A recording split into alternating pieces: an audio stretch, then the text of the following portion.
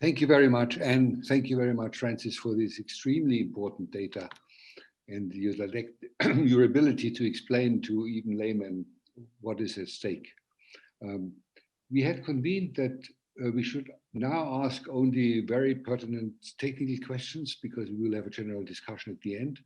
So if there are any questions concerning content that you would like to be clarified or questions of understanding, this would be the moment.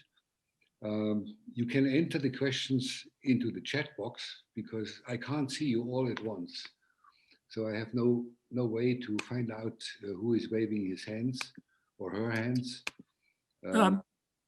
Professor Singer, there is in the chat box a question that has arisen from a colleague from Uganda. Yeah. And so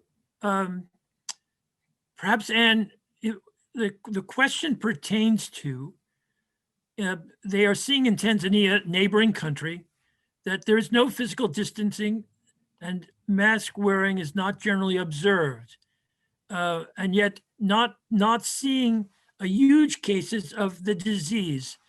So perhaps your thoughts about the prevalence of the disease that is resulting in that experience. So, Anne, do you see the question from I do. Yes, thank you, Delmonico. So I guess I would start off by saying I don't have a good answer to this. I think this is something that is very much what we're trying to understand. And so there's different things as far as trying to measure the antigen type that's in our blood to see whether or not that confers what degree of severity of the illness that individuals will have. And so I don't know. I mean, all I will say is that back in March and April, a question came up in India. Right? We were wondering at that point why the case numbers were so low. And then we have seen, obviously, that has significantly changed.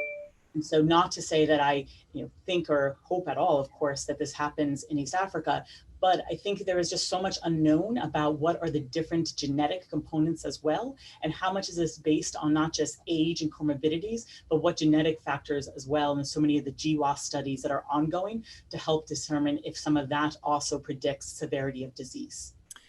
And in the context of your presentation, this is a speculation, obviously, but what comes to mind is the cross-reactivity and immunity that may have occurred from previous coronaviruses, for example, Ebola or other coronaviruses that the population of that country may have been exposed. Professor Singer, we're back to you as the chair in addressing any further questions that you may allow or not. Yeah, I saw a few more questions in the chat box. Like one is, why is saliva test more complicated than nasal swabs to process for labs? So for the saliva testing, it has to do with the fact that it's a very viscous substance. And so what the labs have to then do is very much dilute it. And so these high throughput labs are trying everything possible to minimize those steps. And so, for example, for the nasal swabs, a big way forward to be able to do much higher throughput is by having it be a dry tube. So there's not even any viral transport media or saline in that. So that then you can really have such a much larger number of what you're doing through testing and have that high throughput. Whereas for saliva, it has been a challenge with many labs because of what has to be done to the sample in order to prepare it in a way that then can be throughput way. Thank you, Anne. There, I see that Bill Phillips was asking to speak.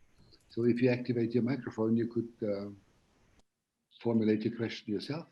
Yes, thank you. This is a question for Anne.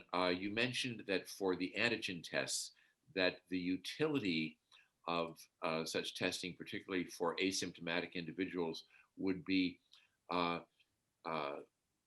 higher utility in a case where the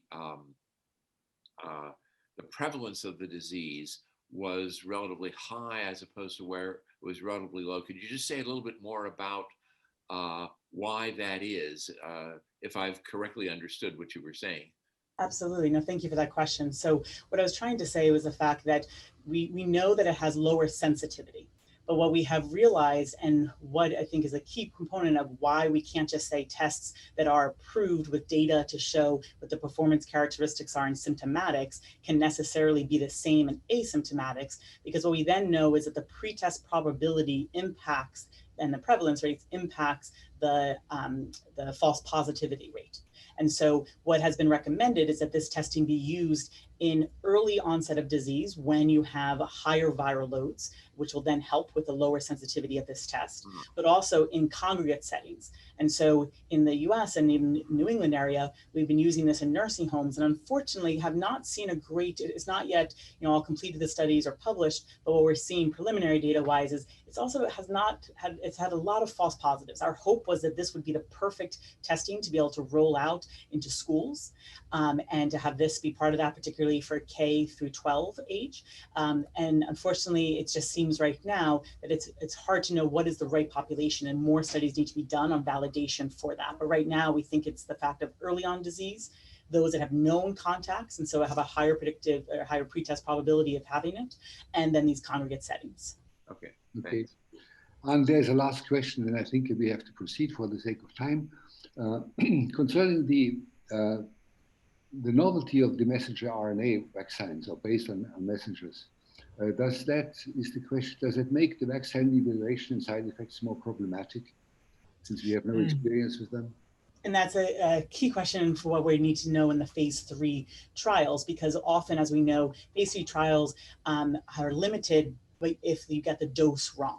And so you want to have a high enough dose that there's an efficacy, but you need to be careful about the dosing because then it can lead to higher side effects. And so we were seeing that in phase 1 and 2 trials of these messenger RNA vaccines, that some were having significant side effects as far as fevers and other inflammatory responses. And so therefore then the dose of it in the trials have been on the lower end of some of the other doses that have been tested in general. So that is a concern. And so it is trying to find that sweet spot when it comes to the dose.